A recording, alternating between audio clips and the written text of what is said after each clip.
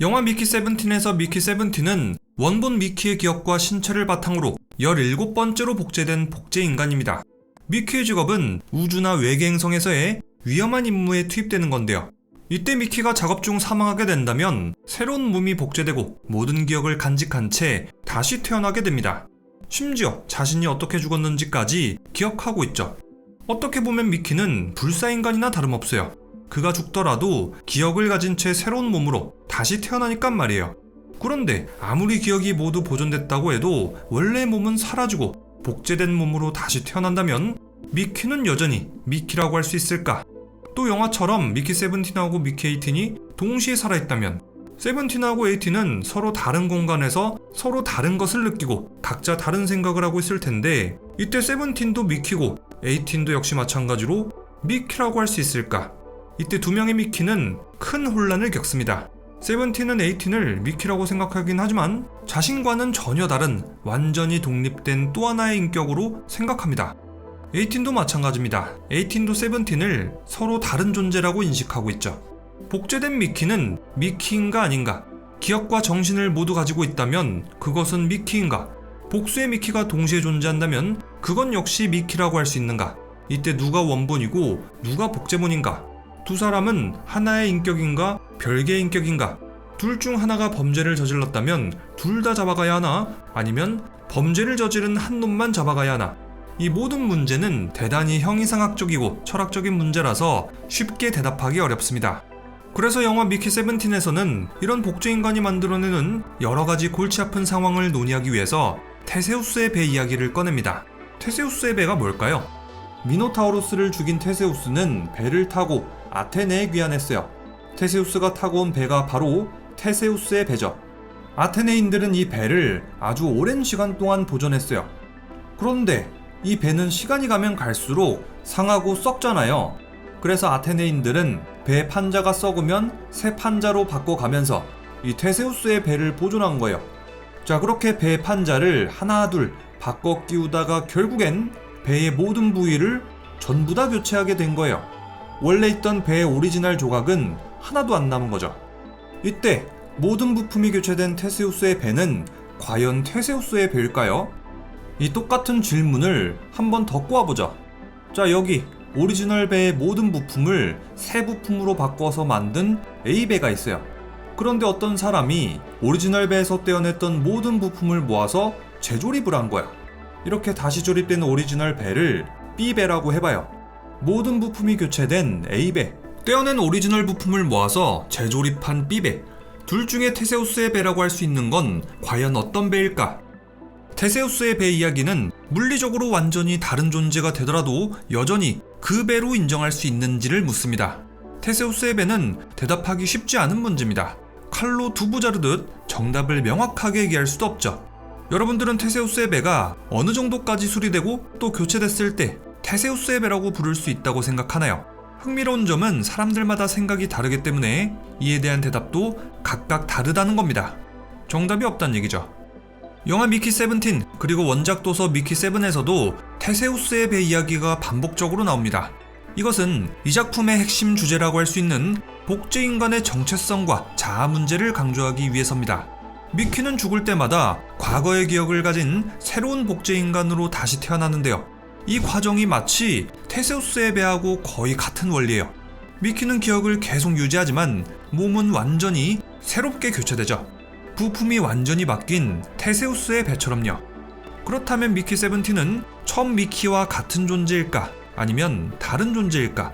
만약 기억이 그대로라면 몸이 바뀌어도 같은 사람으로 볼 수 있는가? 사람이란 단순히 신체인가? 아니면 기억과 경험이 더 중요한가? 미키의 정체성과 연속성의 문제는 이 영화에서 핵심 갈등을 이루고 있습니다.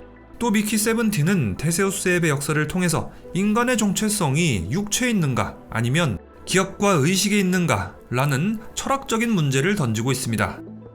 테세우스의 배 이야기는 복제인간 미키에게만 적용되는 이야기가 아닙니다. 우리의 신체 역시도 테세우스의 배하고 비슷하거든요. 우리가 테세우스의 배라고? 뭔 소리야 도대체? 자, 우리의 신체를 한번 살펴봐요. 우리의 몸은 수백 쪽의 세포들로 구성되어 있어요.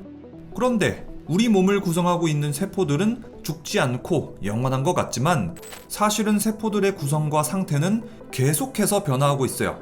우리 몸속의 세포들은 1초마다 약 100만 개에서 300만 개의 세포들이 죽고 또다시 새로운 세포들이 다시 태어나서 우리 몸을 구성해요.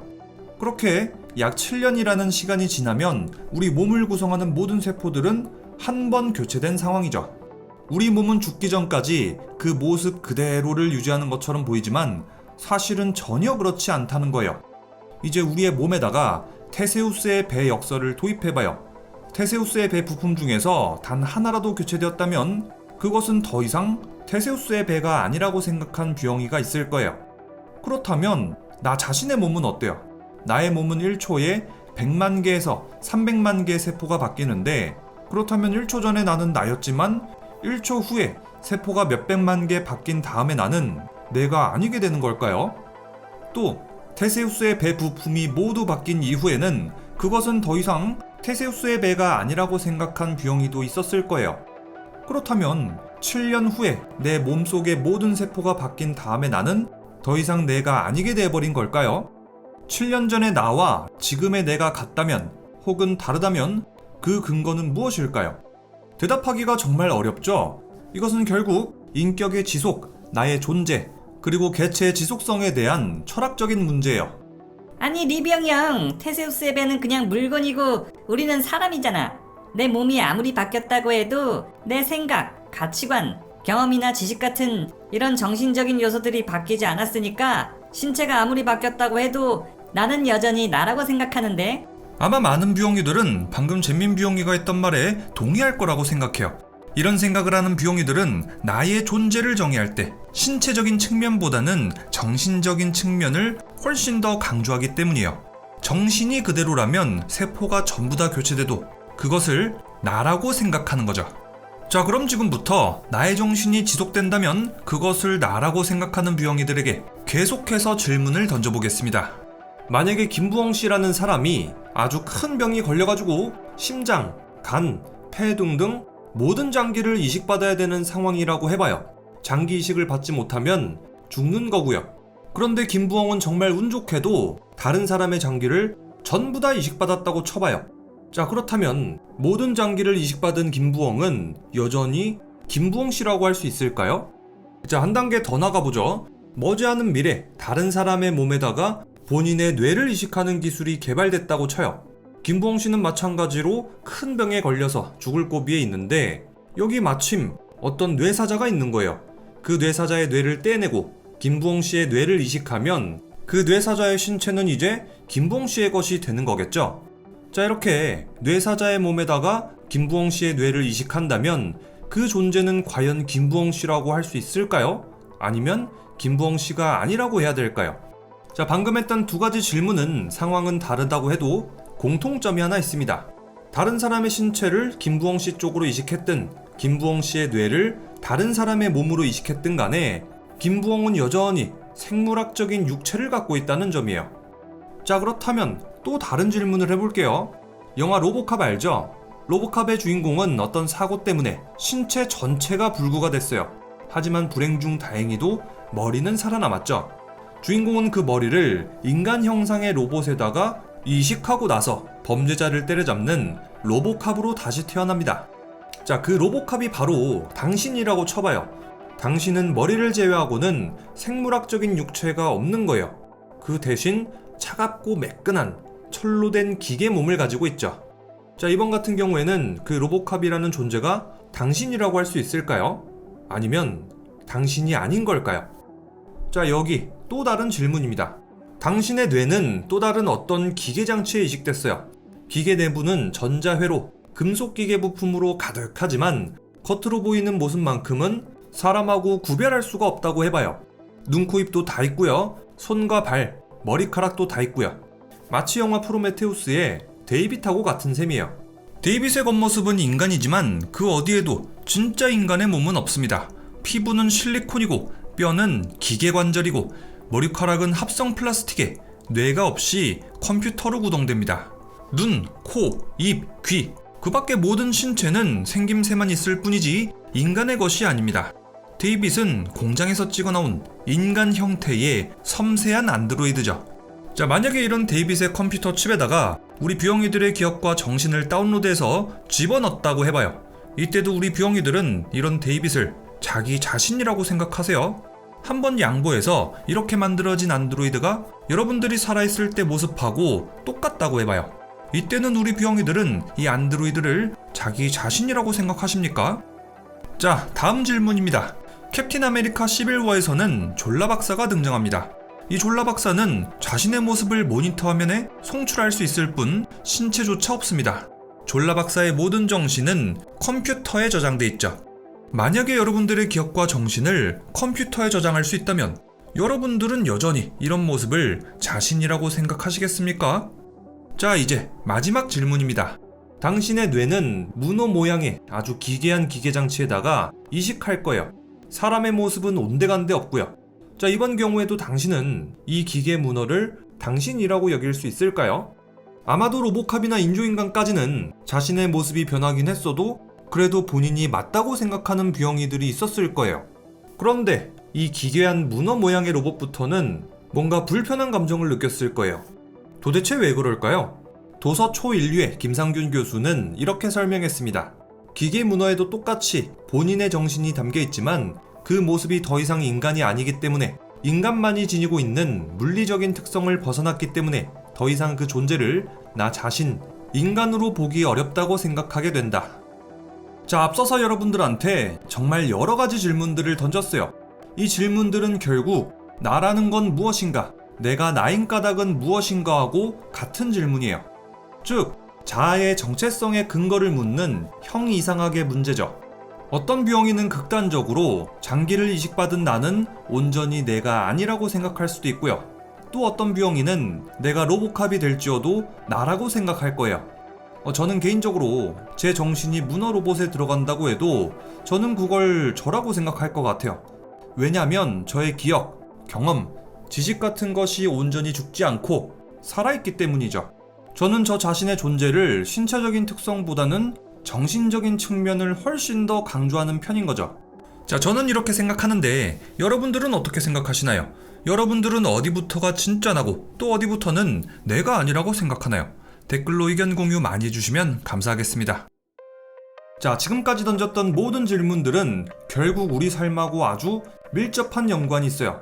특히 AI, VR, 메타버스 등등 IT 기술이 고도로 발달하고 있는 현재 이런 철학적인 질문들을 통해서 사회적 합의를 거쳐야 되거든요.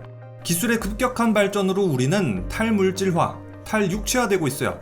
언제든지 나의 모습과 정신을 디지털로 옮길 수 있고요. 물리적인 특성이 없는 상태를 만들 수도 있어요. 오늘 당장 내가 죽어서 신체가 사라진다고 해도 인터넷을 통해 전 세계 모든 곳에 내 정신이 전파될 수도 있죠. 우리는 앞으로 더 많은 딜레마에 빠질 거예요. 나에 대한 모든 데이터를 컴퓨터에 저장했다고 쳐요. 이때 누가 모르고 컴퓨터를 포맷해버렸다면 그 사람은 나의 존재를 살인했다고 봐야 될까요? 내 정신을 로봇에다가 이식해놨는데 누가 그 로봇을 부숴버린다면 그 사람은 나를 죽인 걸까? 아니면 그냥 로봇처럼 생긴 기물을 파손한 걸까? 누군가가 나를 디지털 달리처럼 되살린다면 내가 죽고 나서 이것을 막는 것이 가능할까? 급격한 기술의 발전 속에서 우리는 앞으로 수백 가지, 수천 수만 가지 선택을 해야 될 겁니다. 미키 같은 복제인간도 수많은 윤리적인 문제를 낳을 겁니다. 복제인간이 범죄를 저질렀다면 원본 인간과 복제인간 둘 다 체포해야 될까?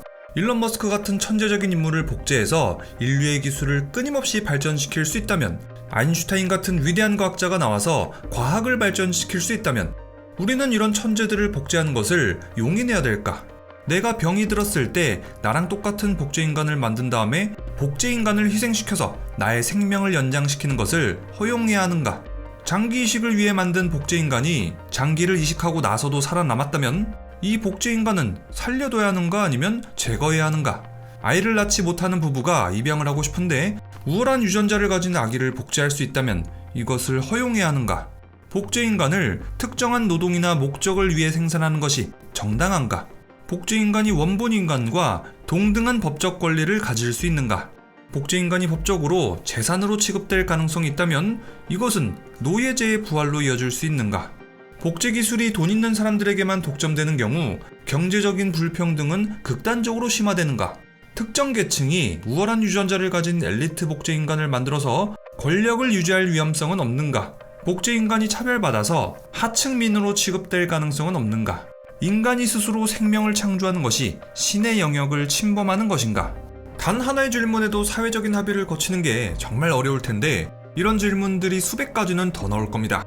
복제인간의 시대가 온다면 왜 세상에 혼란이 온다고 하는 건지 잘 아시겠죠? 자, 이렇게 해서 봉준호 감독의 영화 미키 세븐틴의 복제인간 그리고 테세우스의 배에 대해서 알아봤습니다. 인간은 지금 원숭이를 복제할 수 있는 수준까지 발전했습니다. 인간 복제도 얼마 남지 않은 거죠. 사실 지금 당장은 윤리라는 벽이 인간 복제를 막고 있는데 세상이 언제 어떻게 변해서 인간 복제가 상용화될지 모르겠죠.